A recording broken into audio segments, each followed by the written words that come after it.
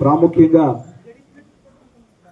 మరి దేవుడు రాజేష్ కుమార్, శ్రవంతి అనేటువంటి బిడ్డలిద్దరిని కూడా దేవుడు ఆయన అనాది సంకల్పము చొప్పున దేవుడు వారిని జతపరచి ఒక కుటుంబముగా దేవుడు నిర్ణయించాడు. వెంకట్రావు గారు అలాగే వీరమ్మ గారు అనేటువంటి దంపతులకు దేవుడు అనుగ్రహించినటువంటి కుమారుడు రాజేష్ కుమార్. అలాగే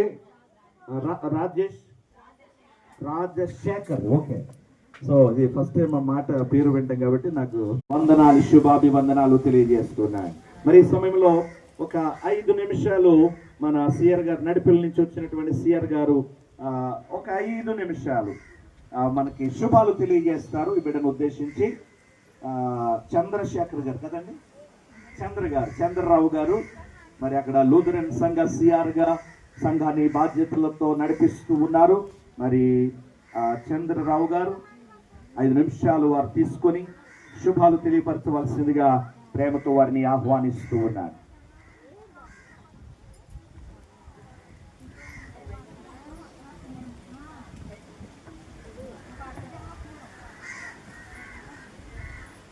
మనందరూ 2 చేతులు ఆకాశం దగ్గర చాపుదామండి.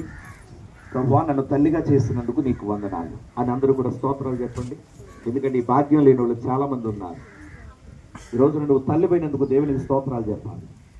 హల్లెలూయా, స్తోత్రం స్తోత్రం స్తోత్రం, హల్లెలూయా హల్లెలూయా హల్లెలూయా హల్లెలూయా హల్లెలూయా.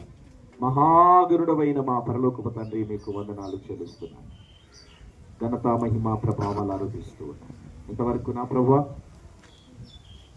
శ్రవంతి శ్రీమంత విషయంలో నీ దాసులు రాజ్ కుమార్ గారు ఇచ్చిన శుభవచనాలను బట్టి నైనా మీకు వందనాలు. అలాగే నీ దాసునైనా నన్ను కూడా నిలవబెట్టి